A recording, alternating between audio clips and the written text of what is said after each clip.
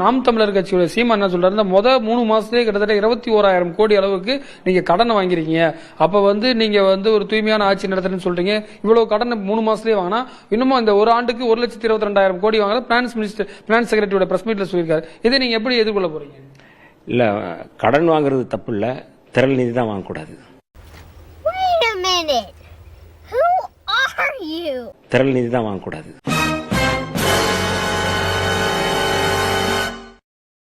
கண்ணாடி சார், அது வாதத்தில் தோற்பவன் அவதூறை கையில் எடுப்பாங்கிறான் சாக்ரட்டிஸ்.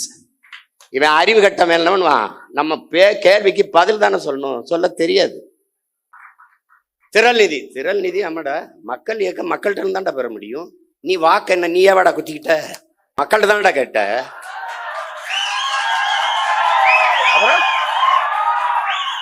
நான் வாக்கையும் கேட்கிறேன், வலிமையும் கேட்கிறேன். இனமாகவும் பணமாகவும் என் மக்கள் தான் எங்களோட நிக்கணும். கட்சி காசுல ஒரு தேநீர் அருந்த மாட்டோம்டா நாங்க. திரள் நிதி காசுல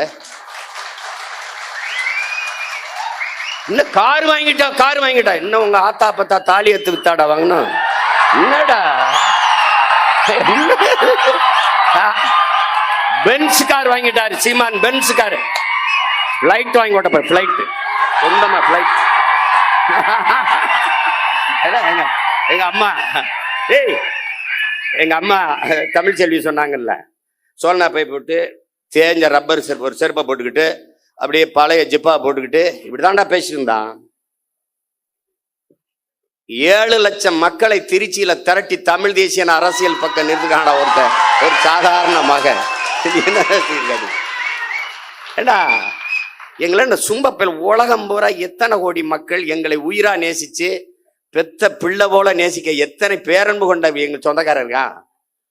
அவன் என்னடா இந்த காரு, இந்த பிச்சைக்கார காரு நாங்க வேணாம்னு வச்சிருக்கோம்டா, அதெல்லாம் வேணாங்க எனக்கு இது போதும் அப்படின்னு. அது என் மருமே ஒரு நாள் இந்த கார்ல வண்டியில வந்துட்டு அவர் திடீர்னு, மாமா இவ்வளவு தூரம் பயணத்துல இது எப்படி மாமா, அவரா காசை கட்டி வாங்கிட்டு வந்து நிறுத்திட்டு பண்ணாப்புல பொறுக்கல. இப்ப நான் சொந்தமா விண்ணூர்தி வாங்கி ஓட்டினா என்னடா பண்ணுவீங்க? டேய் வைத்தியக்காரங்களா செத்து போங்கடா. நான் துறைகிட்ட சொன்னேன், துறை அண்ணா என்னென்ன அப்படி பண்ண தம்பி, டேய் நம்ம செய்யறது அவங்களுக்கு எதாவது பிடிக்கலையோ அதை திரும்ப திரும்ப செய்யணும்டா. டேய் நம்ம பேசுறது அவனுக்கு எரிச்சலா இருக்காடா, அதே பேச. இப்ப நம்ம என்ன பயிற்சி கூடத்துல ஒரு உடைய போட்டு பயிற்சி எடுக்கும்போது காலத்துக்கு இப்படி வச்சா அப்ப பாருங்க, இந்த உடையை பார்த்தீர்களா, பேசுவது தற்சார்பு ஆனால் போடுறது இங்க தயாரிச்சதாண்டா பைத்தியக்கார போல தயாரிச்சதான். அதுதான் அவன் என்ன துறைகிட்டு சொன்னேன். அப்ப நம்ம ஒண்ணு செய்யும்னே, கோணி சாக்கில் ஒரு டவுசரை தச்சுக்கிட்டு அவன் என்னன்னா எங்களை பார்க்கும்போது நீங்கெல்லாம் கோமணம் கட்டிட்டு அலையாம நீ எதுக்கு இப்படிலாம் போட்டு தர்ற, டேய் உங்களை எல்லாம் வர டேய் இருங்கடா தம்பி, கொள்ள வெறியில இருக்கும் பார்த்துருக்கு. புரியுதா? பேசவே ஆரம்பிக்கல. எதிர்க்கட்டே எதிர்க்கலடா, களத்துக்கு என்ன நாங்க வரலடா.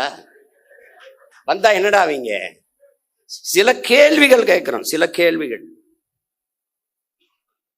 நாங்க ஏற்றுக்கொண்ட தலைமை என்பது எப்படிப்பட்டது? உலகத்தில் எந்த இனத்திற்கும் எங்கள் தலைவனை போல தலைவன் வாச்சிருக்க மாட்டான். என் தம்பி வெற்றிச்செலன் சொன்னான்ல, 3 தலைமுறை தன் இன விடுதலைக்கு களத்திலே நின்றவன் உலக வரலாற்றிலே எங்கள் தலைவன் தான். அவன் நின்றான், அவன் மகன் நின்றான், மகள் நின்றான், அவன் உயிர் துணையாக என் அண்ணி மதிவதனியும் நின்றான்.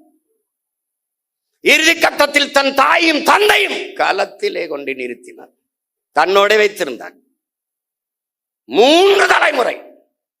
3 தலைமுறையும் தன் இன விடுதலைக்கு பலியானது உலக வரலாற்றிலே என் உயிர் தலைவன் பிரபாகரனும் அவன் குடும்பம் தான். எத்தனை பெருமைடா, சொல்லி முடிக்க முடியாது. அவ்வளவு பெரிய வரலாறு. அவன் பிரபாகரன் என்பது பெயர் சொல்லல்ல, அவனே ஒரு பேரினத்தின் வரலாறு.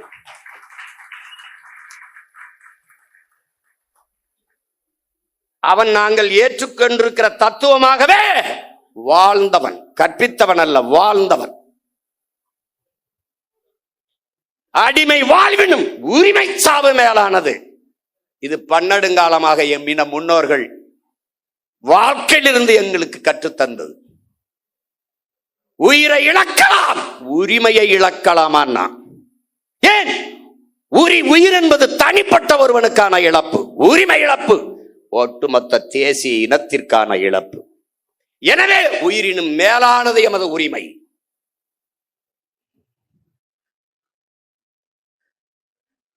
மண்டியிட்டு வாழ்வதை விட மானத்தோடு மடிவது மேலானது. சரணடைந்து வாழ்வதை விட சண்டையிட்டு சாவது மேலானது.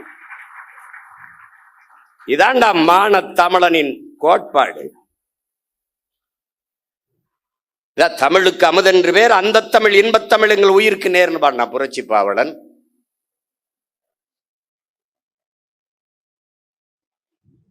தமிழர் என்று ஒரு இனம் உண்டு, தனித்தே அவருக்கு ஒரு குணம் உண்டுன்னா எங்களுடைய தாத்தன் நாமக்கல் கவிஞர் ராமலிங்கம் பிள்ளை. அன்பே அவரது மொழியாம், அமிழ்தம் அவரது மொழியாம், அன்பே அவரது வழியாம்னு வந்தான். அமிழ்தம்னு ஏன் சொல்றா? இவனும் சொல்றான் தமிழுக்கு அமுதென்று பேர், அமுதுக்கும் அமுதென்று பேர், ஆனால் தமிழுக்கும் அமுதென்று பேர். அமிழ்தம் அவரது மொழியாம், அன்பே அவரது வழியாம். அமிழ் தமிழ் தமிழ் தமிழ் தமிழ் தமிழ் தமிழ் தமிழ் தமிழ் தமிழ் தமிழ் என்று வேகமாக சொல்லிக் கொண்டே நீ போனால் அது தமிழ் தமிழ் தமிழ் என்று கேட்கும். தமிழ் தமிழ் தமிழ் தமிழ் என்று வேகமாக சொல்லிக் கொண்டே போனால் அது அமிழ் அமிழ்து அமிழ்து அமிழ்து என்று கேட்கும். அதனால் தமிழுக்கும் அமுதென்று பேர்.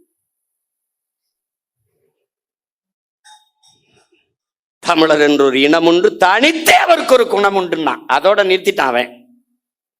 ஒருத்தன் வந்தா தமிழர் என்று ஒரு இனம் உண்டு, தனித்தே அவருக்கு ஒரு குணம் உண்டு, மானமும் வீரமும் அவருக்கு உயிர் என்று உலகத்திற்கு காட்டியவன் நம் உயிர் தலைவன் மேதகுவே பிரபாகரன் அவர்கள்.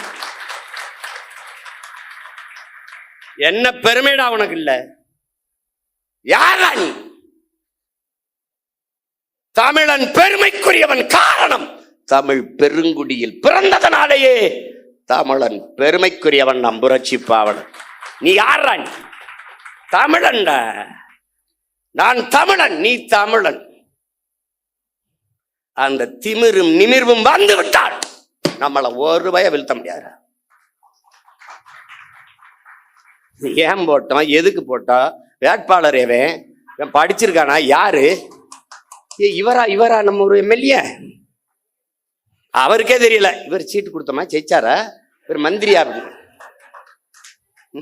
என்ன செய்யறதுன்னு தெரியல.